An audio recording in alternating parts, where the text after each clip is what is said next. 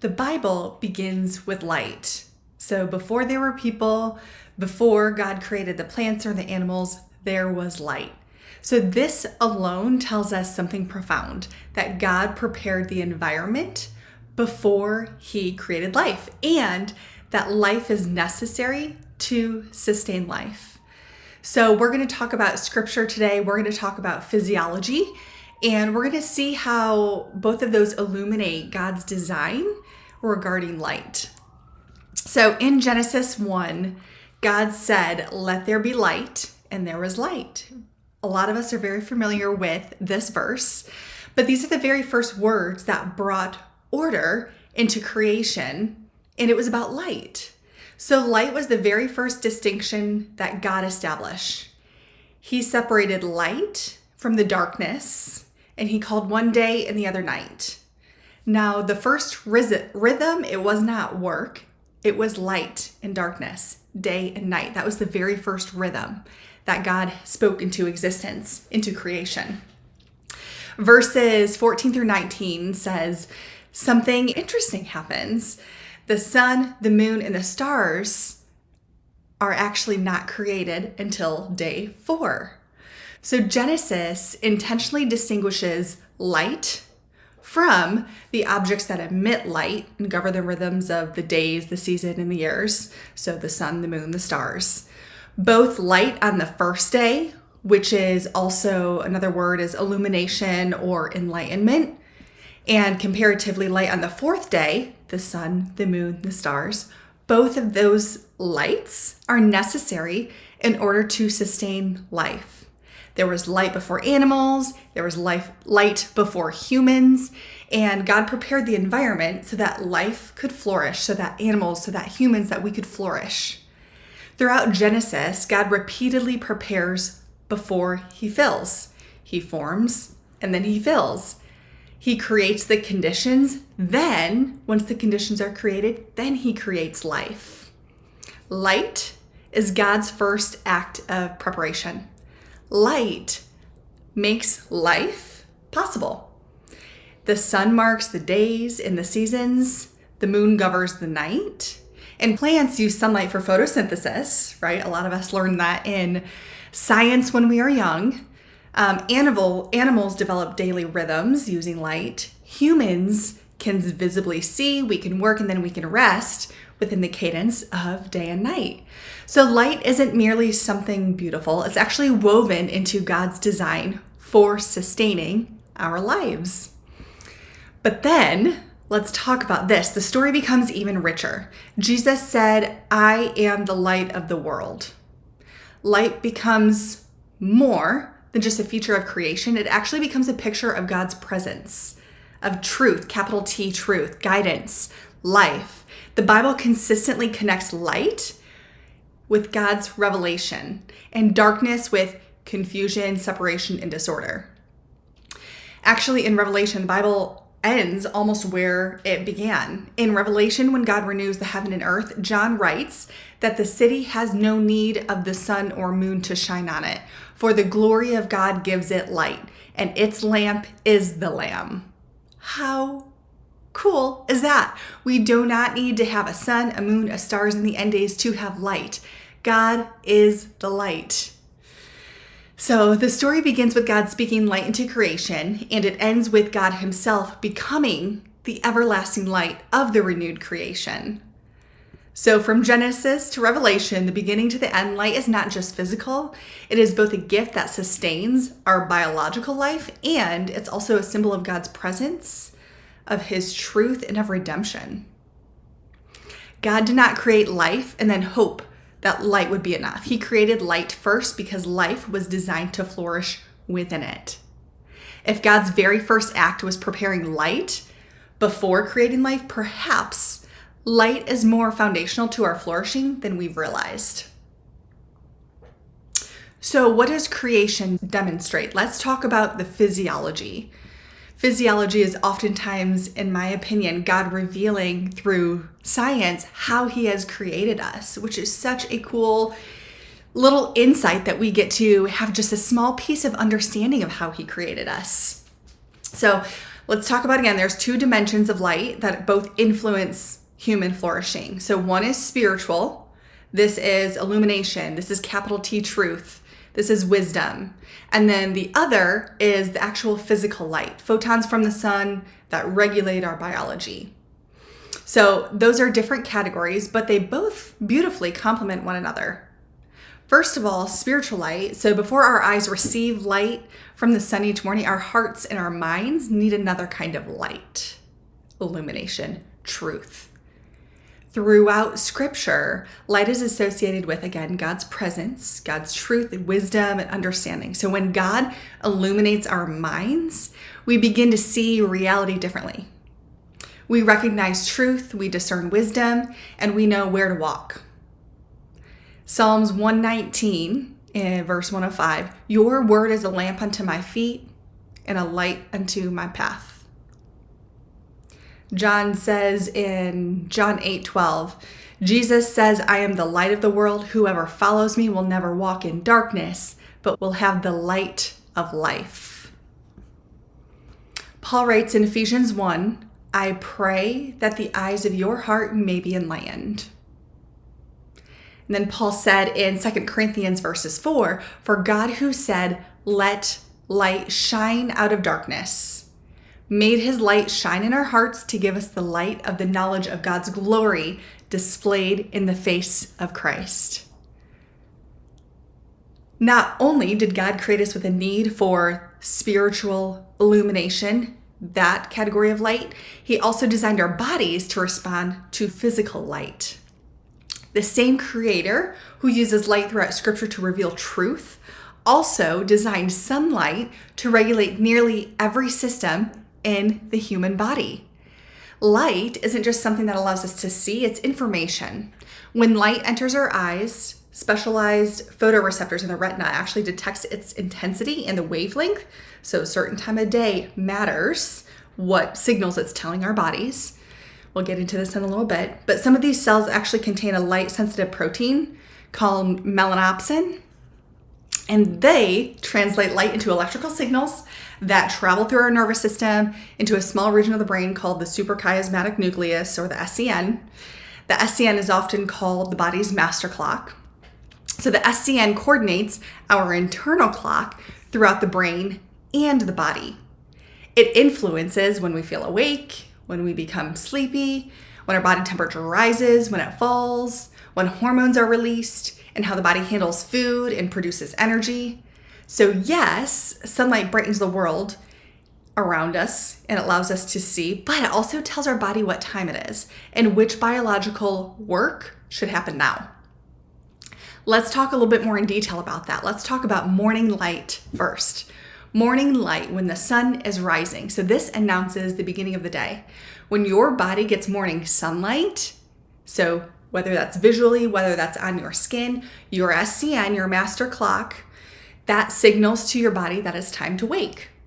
So melatonin, the hormone that's associated with biological night, that tells your body, okay, it's time to sleep, that gets suppressed as the body wakes. So morning light, it also interacts with natural rise in cortisol that occurs when you're waking. Now, cortisol is often talked about as the stress hormone, but we need an appropriate amount, an appropriate rise in cortisol in the morning to help us feel awake, alert, ready to go. And this is why morning light matters so much. Morning light tells your body the day has begun. It's time to move, it's time to eat, it's time to think, to create energy, to be alert. That morning sunlight is vital to your circadian rhythm. Now, moving forward, let's talk about daytime light. So daytime light supports metabolic timing. So throughout the day, bright, natural light continues reinforcing the message that it's daytime. Our organs actually don't perform the same tasks equally every single hour. The liver, the pancreas, muscles, fat tissue, digestive system, they all contain their own peripheral clocks. So the SCN, that helps actually synchronize these clocks, while things like food timing, movement, and sleep, those things also influence. This matters for metabolism because glucose tolerance, insulin secretion, insulin sensitivity, appetite, fat metabolism or lipid metabolism, energy expenditure, they all follow a daily rhythm. And when their circadian rhythm is misaligned, this can actually disrupt those rhythms, and it's associated with things like impaired insulin action, metabolic dysfunction. So, whoa. That was a lot of information. What does all of that mean? So it means that if your body doesn't know what time it is based on the sunlight, it can actually struggle to know when to burn energy, when to store it as fat, when to feel hungry, when to rest. So this can look things like fatigue, cravings, blood sugar swings throughout the day, your metabolic function slowing down, an increased ability to store fat, have fat stores on your body. Daytime light also helps sync cellular clocks. So these clocks alter gene expression across the day. If you know much about epigenetics, this is a really cool topic to get into. Turning on different biological programs up or turning them down. So this is one way that environmental light can actually influence what your cells do. Light becomes neural information becomes hormonal and autonomic signaling. Those timing signals help regulate patterns of gene expression and cellular metabolism. So basically, here's what I mean. So photons of light, photoreceptors in the eyes, turn into electrical signals, talks to our SCN master clock. You've got neural and hormonal signals that are having an effect on your peripheral clocks, changes in gene expression, which is things like metabolism, energy production, and repair. The light gives your cells a schedule to help determine which jobs are turned up and which are turned down. So when your body should make energy, release hormones, digest food, repair itself, etc. Your eyes seeing sunlight are not the only organ affected directly by sunlight. As I mentioned earlier, your skin is too. So when your skin is exposed to the sunlight, it also sends signals to your body to elicit different signals. How stinking cool is that? Another category, let's talk about reproductive function for a minute. So your reproductive function is not a separate system. It is also influenced by your body's circadian rhythm, your body's clock. So your brain, the ovaries, testes, whichever you have, and your reproductive hormones all show daily timing patterns. For example, getting UVB sunlight actually has been shown to enhance follicular growth and egg maturation in women, as well as influencing optimal ratios of testosterone and estrogens in both males and females. So a body preparing to reproduce is also listening to time. Finally, let's talk about sunset. So just like how sunrise allows our body to become more wakeful and alert, sunset and darkness affects our body signals. Melatonin begins rising, core body temperature begins to drop so that you can have better, deeper sleep, and the body starts preparing for sleep and restoration. Light is one of the ways that God created creation to speak to our bodies, and that message changes with the seasons. As the length and the intensity of daylight shift throughout the year, our sleep, our metabolism, our mood, reproductive hormones, all of those shift too. For example, did you know that it is normal for a man's testosterone levels to be higher at the end of summer and beginning of fall, and then lower as you're coming out of winter, beginning of spring? That is very normal to see that fluctuation. These signals remind us that our bodies are designed to receive changing signals, not remain the same in every single season. Our bodies are created to change, to adapt. It's a beautiful thing. Our bodies are not meant to stay the same. We were created to respond to our environment and to the functions that nature has in its rhythms. And this is where the spiritual and physical dimensions of light actually begin to illuminate one another. Spiritual light helps us recognize truth, whereas physical light helps our bodies recognize time. So one gives direction to the heart and mind, the other gives direction as far as timing to our hormones, to our metabolism, to our cells. One helps us know how to walk, the other helps our body know when to wake, when to eat, move, repair, rest. Are you seeing these patterns here? In both scripture and in physiology, light brings order. God's truth brings clarity where there is confusion. Sunlight brings timing where there could be biological disorder. So neither kind of light is passive. Both light is very intentional and is active. Light reveals, it directs, and it organizes. To be clear, sunlight is not a substitute for spiritual illumination, but they reflect a similar pattern in God's design. Life flourishes when it receives the right kind of light. In Genesis, God first speaks light into darkness, and later he appoints the sun, the moon, the stars to govern the days and the seasons. Spiritually, God's light reveals what is true. Physically, the created lights communicate time and seasons to our body. In both, light helps us locate ourselves. Where we are, what season we are in, and how we are meant to respond. Perhaps the invitation is not simply just to seek more light, but it's actually to become more responsive to the light God has already provided.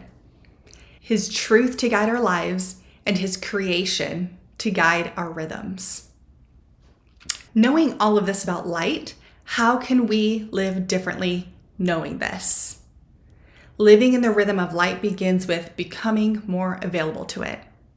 So things can be very simple, like opening scripture before opening your phone in the morning. Spend a few quiet minutes in prayer, allowing God's truth to orient and illuminate your heart and your mind. Then, stepping outside in the morning, ideally near sunrise, and letting natural light tell your body that the day has begun. Spend time outdoors, again, during the day, even if it's briefly, just getting outdoors, allowing your body to be exposed to that sunlight. As evening comes, reducing the bright lights in the screens so that your body can actually recognize that it's time to transition towards rest and restoration. You do not have to change everything at once. Simply just choose one of these rhythms of light to begin practicing consistently. Receiving truth. See the sunlight in the morning as the sun is rising. Stepping outside during the day, during your lunch break for 10 minutes. Protecting darkness at night. Choose one rhythm of light. Practice it daily and allow your life to become more responsive to God's design. Feel free to drop in the comments as you implement this. What are you noticing? What shifts are you noticing that are changing in your life because you are responding to more light?